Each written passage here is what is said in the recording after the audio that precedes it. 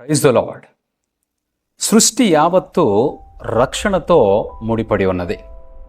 సృష్టి యావత్తు రక్షణ కొరకు ఎదురు చూస్తుంది. దేవుని వాక్యము రోమీలకు రాసినటువంటి పత్రిక 8వ అధ్యాయము 19వ వచనములో తెలియజేస్తూ ఉన్నది.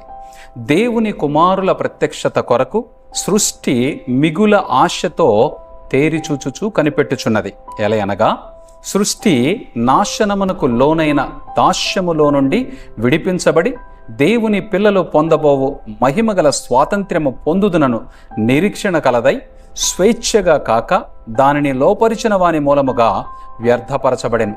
సృష్టి యావత్తు ఇది వరకు ఏకగ్రీవముగా మూలుగుచు ప్రసవ వేదన పడుచున్నది. సృష్టి యావత్తు రక్షణ కొరకు ఎదురు చూస్తూ ఉన్నది. మనము రక్షణ కొరకు ఎదురు చూచేటువంటి ఆ యొక్క నిరీక్షణను కోల్పోయిన స్థితిలో ఉన్నాం. మనము రక్షణ కొరకు ఎలా ఎదురు చూడాలో దేవుని వాక్యం మనని హెచ్చరిక చేస్తూ ఉన్నది. మన కొరకు దేవుడే శరీరధారిగా వచ్చి ఆయన విరవబడి, ఆయన పరీక్షించబడి, ఆయన శోధించబడి, ఆయన శ్రమ అనుభవించి నీకు రక్షణ ఉచితముగా ఇవ్వటానికి ప్రయాసపడ్డారు.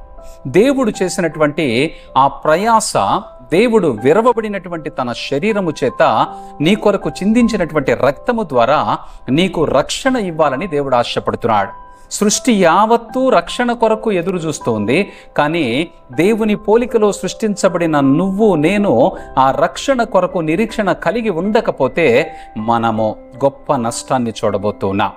యేసుక్రీస్తు ప్రభువారు ఆయన చివరి రాత్రి భోజనములో తన శరీరమును గురించి, తన రక్తమును గురించి మాట్లాడుతూ మత్తయి సువార్త 26వ అధ్యాయము 26వ వచనములో ఈ విధంగా తెలియజేస్తున్నాడు.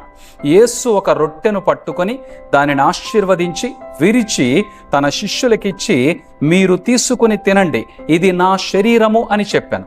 అదేవిధంగా యేసుక్రీస్తు ప్రభువారు తన శరీరమును వాక్యముగా మార్చి ఆ వాక్యమును మనకు అనుగ్రహించారు. మనము ఈ వాక్యమును బట్టి రక్షణలోనికి ప్రవేశించటానికి ఒక మార్గాన్ని ఆయన సిద్ధపరిచాడు. దేవుని వాక్యము ద్వారా నిన్ను నువ్వు పరీక్షించుకోవాలి. నీవు శోధనను సహించగలిగేటువంటి స్థితిలో ఉండాలి. దేవుని గురించి శ్రమ అనుభవించడానికి సిద్ధపడాలి. దేవుని రక్షణ కొరకు నీవు విరవబడినటువంటి అనుభవంలోనికి రావాలి.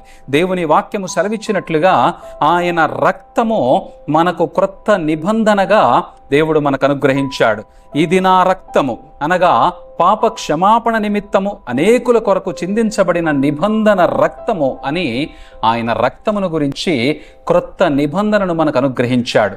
దేవుని వాక్యమును నీవు క్రొత్త నిబంధన, పాత నిబంధన సమ్మేళనముతోటి నీవు ఏ విధంగా పరీక్షించబడుతున్నావో, శోధించబడుతున్నావో, వాక్యములో నీవు నడవటానికి ప్రయాసపడుతూ ఉన్నప్పుడు నీవు నిరీక్షణను కలిగి ఉన్నావా లేదా ఎప్పటికప్పుడు నువ్వు పరీక్షించుకోవాలి. సృష్టి యావత్తూ రక్షణ కొరకు ఎదురు చూస్తుంది. నీవు కూడా ఆ రక్షణ కొరకు ఎదురు చూసేటువంటి వ్యక్తిగా ఉండాలి. రక్షణ నీకే అవసరమై ఉన్నది, సృష్టికి కాదు. నువ్వే ఆ రక్షణలో రక్షణ పాత్రగా నువ్వు ఉండాలని దేవుడు ఆశపడుతున్నాడు. నీవు నిత్య రాజ్యములో దేవునితో యుగయుగములు ఉండాలని ఆశపడుతున్నాడు. కాబట్టి నీవు ఆ నిరీక్షణ కోల్పోకుండా దేవునిని వెంబడించాలని ప్రభు పేరట మనవి చేస్తున్నా.